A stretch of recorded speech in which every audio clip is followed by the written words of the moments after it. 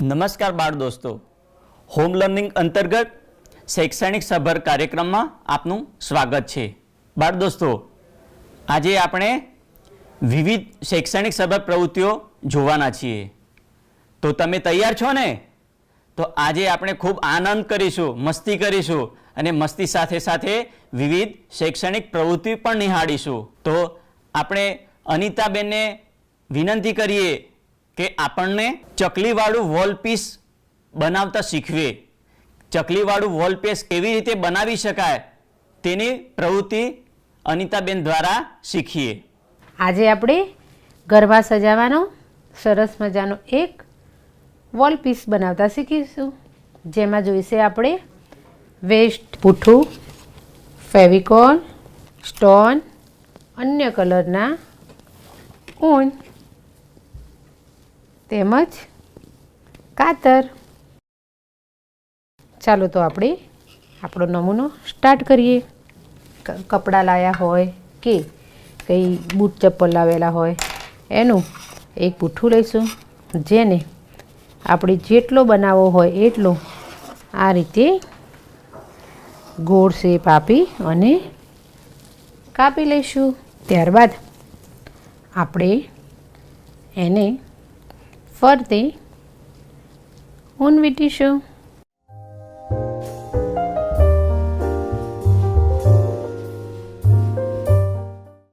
ધીમે ધીમે પૂરેપૂરા રીંગને ઊન વીંટતા જઈશું અને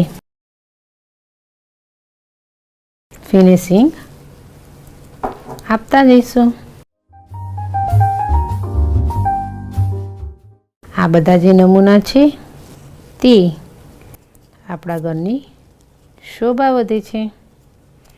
શાળાની અંદર પણ આપણે સુંદર મજાનો વર્ક સુશોભન કરી શકીએ છીએ। કોઈ ફ્રેન્ડ હોય કે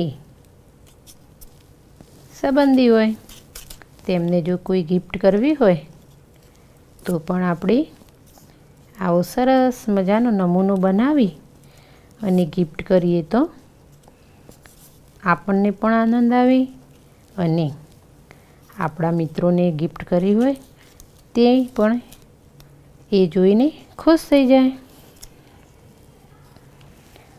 આ રીતે આપણે તમામ રીંગને ઊન વીંટી લઈશું। આપણું ઊન વીંટાઈ જાય ત્યાં સુધી આપણે આગળનું કામ જોઈએ। ત્યારબાદ આપણે એ રીંગની અંદર એક સરસ મજાનું બતક બનાવવાનું છે અને એ બતક દોરીશું।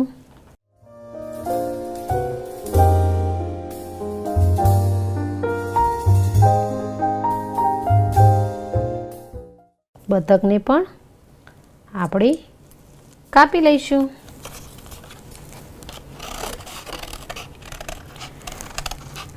જ્યારે પણ આપણે કોઈ પણ ચિત્ર દોરતા હોઈએ ત્યારે થોડું એના શેપનું અને કદનું થોડું ધ્યાન આપીશું।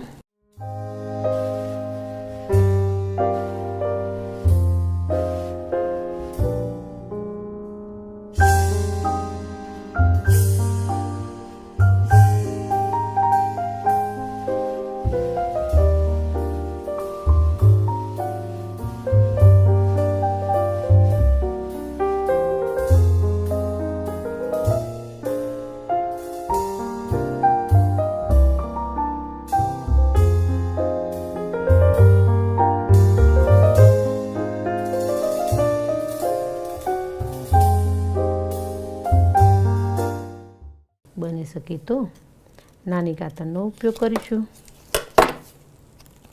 જો બાળ દોસ્તો, આપણું બતક કપાઈ ગયું છે। હવે આપણે આને પણ ઊનથી વીંટવાનું છે।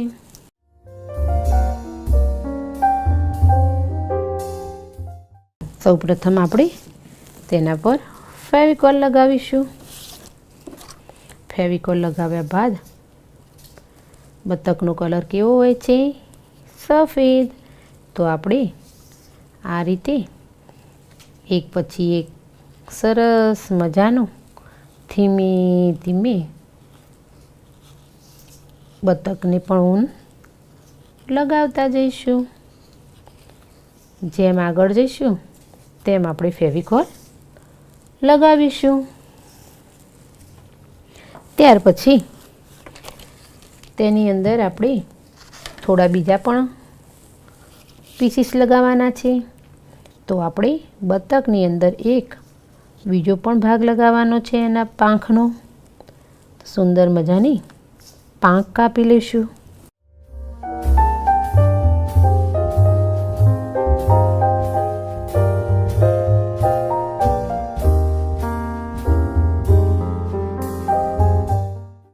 ઊન ના હોય તો આપણા ઘરમાં સૂતળી હોય, સૂતળીથી પણ આપણે આ નમૂનો બનાવી શકીએ છીએ. આ રીતે કટિંગ કર્યા પછી જેમ બતક આપણે સફેદ બનાવ્યું હતું તેમ આને પણ આપણે બ્લુ કલરના ઊનથી આપણે લગાવીશું. જે રીતે બતકને લગાવ્યું હતું તે જ રીતે ધીરે ધીરે આપણે એની પાંખ પણ તૈયાર કરીશું. આ રીતે બતકની પાંખો તૈયાર થશે. આપણે બતકને બે પાંખો હોય પરંતુ આપણે એક જ સાઈડની પાંખ બનાવવાની છે, કેમ કે આપણે એને ફિક્સ કરવાના છીએ એક સાઈડ, જેથી કરી એક જ પાંખ દેખાવાની છે. ત્યારબાદ આપણે બતકને એક ઝાડની ડાળી પર બેસાડવાનું છે. તો ઝાડના પાનનો શેપ આપીશું. જે ઝાડના પાન છે અલગ અલગ 3 કે 4 નાના મોટા શેપ આપી અલગ અલગ કાપી લઈશું.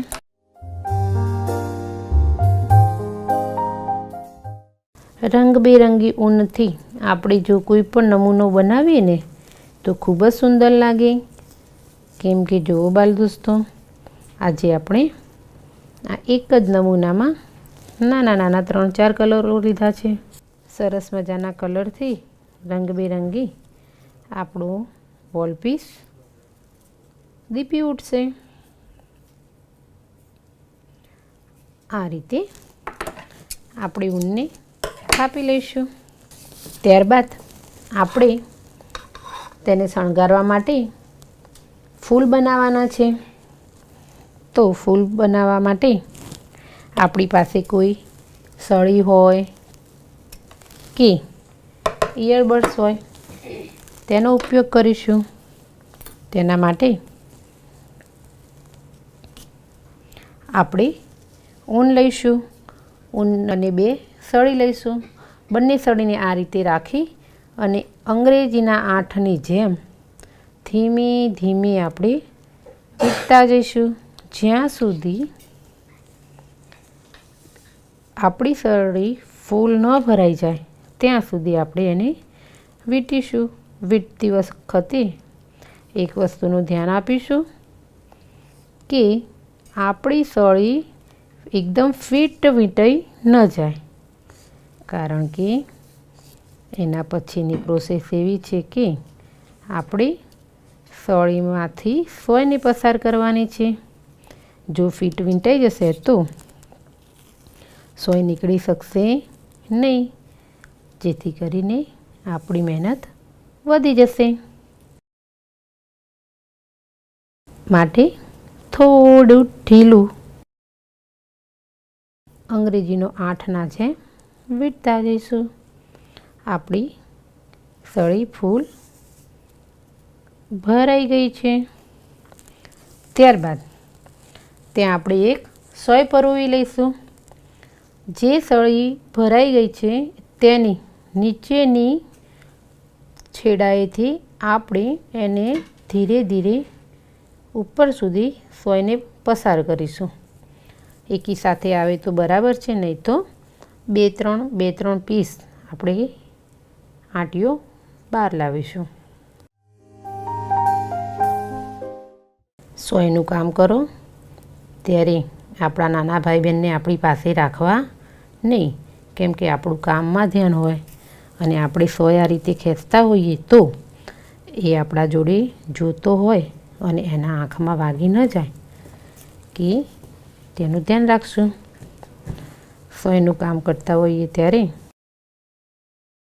આપણે ખૂબ જ સાવચેતીથી કામ કરવાનું છે. સોય અને કાતર એવી વસ્તુ છે કે નાના બાળકોને દૂર રાખવાના. આ રીતે પરોવ્યા પછી સળીમાંથી ઊનને કાઢી નાખવાનું. ત્યારબાદ જે દોરો આપણા સોયવાળો છે તેને આપણે પકડીને ખેંચીશું અને જે છેડો છૂટો છે તેને પણ ખેંચીશું. ત્યારબાદ આપણે આને ગાંઠ વાળી લઈશું.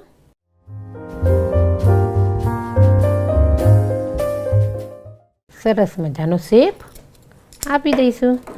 2 ગાંઠ વાળીશું જેથી કરી અને આપણું ફૂલ ખુલી જશે નહીં. ત્યારબાદ જો તમને લાગે તો વધારાનું હોય છેડો એ કાપી લઈશું. જુઓ બાળ દોસ્તો, કેવું મસ્ત સરસ મજાનું ફૂલ બની ગયું છે. તમે આવા ફૂલ બનાવી અને તમારા ડ્રેસ પર પણ લગાવી શકો છો. તમારા કોઈ માથાની પિન બનાવો, બુટ્ટી બનાવો, કંઈ પણ વસ્તુ બનાવો કે સજાવો, એમાં એનો ઉપયોગ કરી શકીએ છીએ. જુઓ, આપણા તમામ નમૂનાનું ઊન વીંટાઈ ગયું છે. ફરી ધ્યાન આપશું તમે. આપણે 4 પીસ આ બનાવ્યા છે.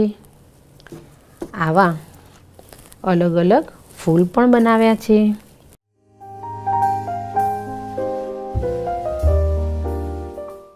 બરાબર છે. બતકની પાંખ બનાવી છે અને બતકને હજુ ચાંચ બનાવવાની બાકી છે. બતકની ચાંચ આપણે બનાવી લઈશું. બતકની ચાંચ બનાવવા માટે આપણે લાલ કલરનો ઉપયોગ કરીશું. ફેવિકોલની મદદથી કામ કરતી વખતે ઝડપથી સુકાતો નથી, માટે આપણે થોડી ધીરજ રાખવાની છે. ત્યારબાદ આપણે જે આ નમૂના બનાવ્યા છે તેમાં આપણે સ્ટોનની મદદથી ડેકોરેશન કરીશું. અલગ અલગ સ્ટોન લગાવી દઈશું જેથી કરીને આપણું બતક ખૂબ જ સુંદર લાગશે.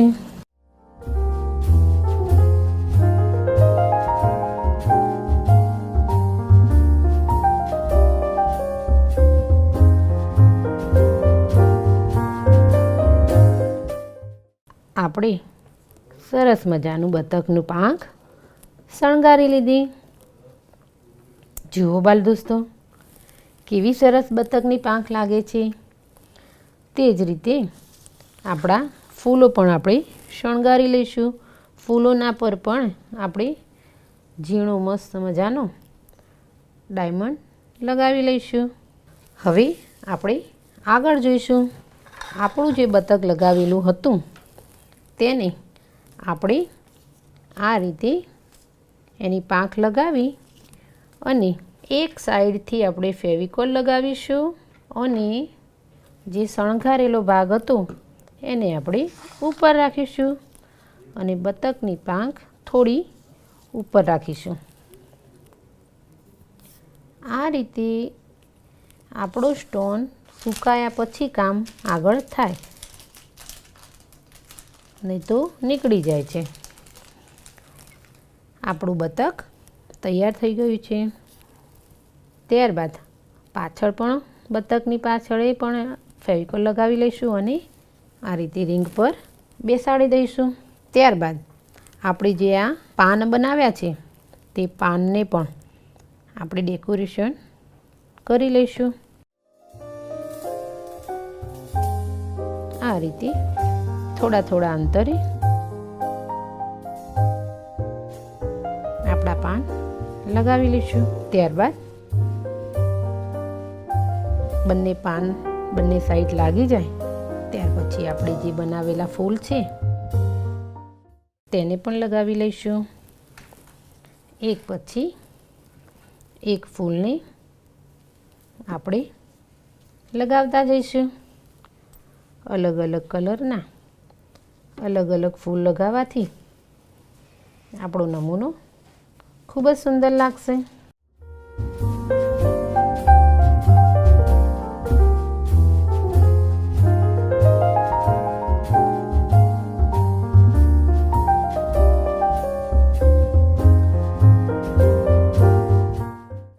આપણા ફૂલ લગાવી લઈશું. સરસ મજાના લાઈનમાં ફૂલ લગાવ્યા બાદ આપણો નમૂનો તૈયાર થઈ જશે.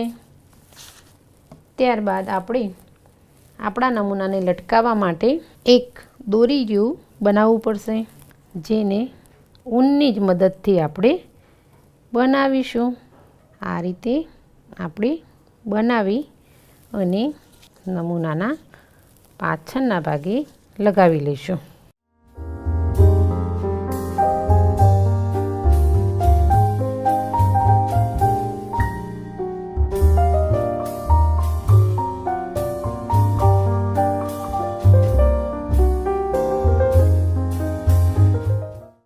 સુકાયા પછી આપણા નમૂનાને કંઈ વાંધો આવશે નહીં. હાલ થોડો લીલો છે, જેથી કરીને થોડો ડર આપણને રહે છે. સંપૂર્ણ નમૂનો આપણો સુકાઈ ના જાય બાળ દોસ્તો, ત્યાં સુધી આપણે રાહ જોવાની. હવે આપણો નમૂનો તૈયાર થઈ જવા આવ્યો છે. તેના નીચે આપણે એક લટકણ બનાવીશું.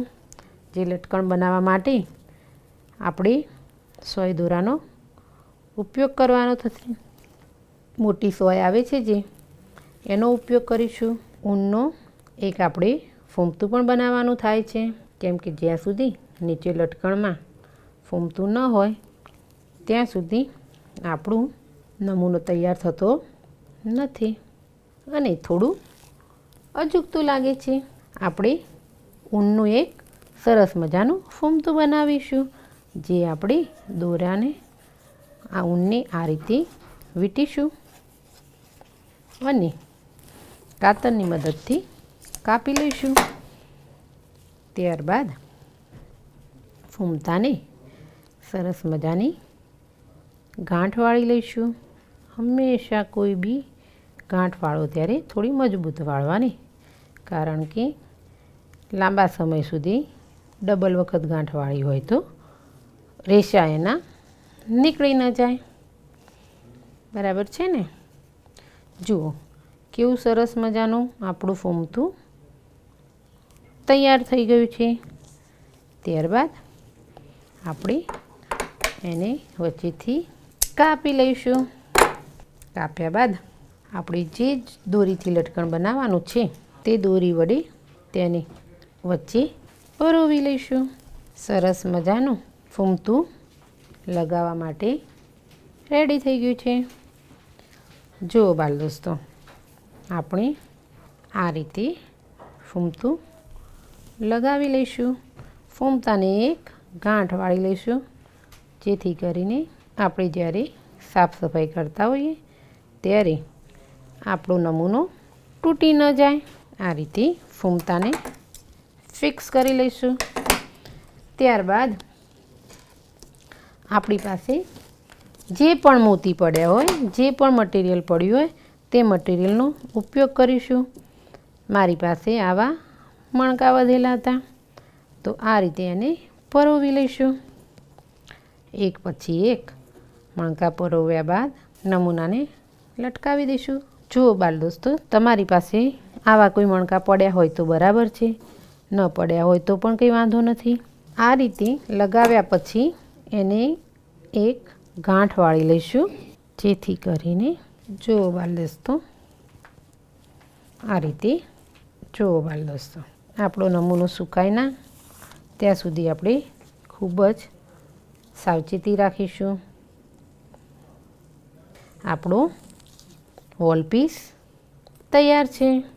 આવા વોલપીસ બનાવી અને આપણે આપણી શાળાના વર્ગખંડમાં, આપણા ઘરના દિવાલો સુશોભિત કરીશું.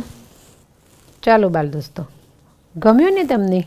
જોયું ને બાળ દોસ્તો, અનિતાબેને કેવું સુંદર મજાનું ચકલીવાળું વોલપીસ બનાવતા શીખવ્યું. તો આપણે પણ ઘરે બનાવી શકીએ કે ના બનાવી શકીએ? તમે બનાવશો ને? સરસ, તમે બધા ઘરે જાતે બનાવશો. હવે આપણે એવી જ બીજી પ્રવૃત્તિ નિહાળીએ. ભાવિનભાઈને વિનંતી કરીએ કે ભાવિનભાઈ, અમારા બાળ દોસ્તોને આપ મગફળીમાંથી ઝુમ્મર કેવી રીતે બનાવાય, અમારા બાળ દોસ્તો ઘરે મગફળીમાંથી ઝુમ્મર કેવી રીતે બનાવે તેની પણ પ્રવૃત્તિ અમને શીખવી. તો ભાવિનભાઈને વિનંતી કે અમારા બાળ દોસ્તોને મગફળીમાંથી ઝુમ્મર બનાવતા શીખવી. તો બાળ મિત્રો, આ જુઓ મેં મગફળી લીધી છે, બરાબર. હવે આપણે મગફળીને કલરની મદદથી આપણે અલગ અલગ જાતના કલર કરીશું. તો સૌપ્રથમ મેં આ એક મગફળીને બ્લુ કલર લીધો છે અને એને બ્લુ કલર કરી દીધો છે બધામાં.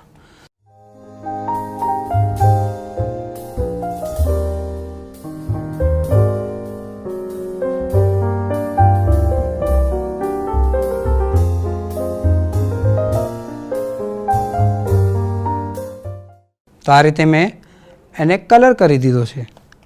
તો આ બ્લુ કલર, હવે આને થોડી વાર આપણે સુકાવા દઈશું. ત્યાર એવી જ રીતને આપણે પીળો કલર અને લાલ કલર કરીશું. તો જો સુકાવ્યા બાદ આપણે મગફળી કાંઈક આવી દેખાશે. તો મેં 3 કલર અહીંયા લીધા છે, બ્લુ, લાલ અને પીળો કલર. તો આ રીતના મેં 3 કલર અહીંયા લીધા છે. ત્યારબાદ સ્ટ્રો લીધી છે, જેને આપણે વચ્ચેથી આ રીતના કટ કરી લઈશું અને એક નાની કટ કરી લઈશું. ત્યારબાદ સોય દોરાની મદદથી સૌપ્રથમ પહેલાં આને નાની સ્ટ્રો છે એને લઈ લઈશું. ત્યારબાદ પીળો કલર, ત્યારબાદ રેડ કલર, ત્યારબાદ બ્લુ કલર. 3 કલર થઈ ગયા બાદ પછી એક સ્ટ્રો લઈશું અને સ્ટ્રો પોરવશું. તેવી જ રીતે પાછો એ બ્લુ કલર, રેડ કલર અને પીળો કલર મગફળી લઈશું. પીળા કલરની મગફળી, રેડ કલર, લાલ કલરની અને બ્લુ કલર.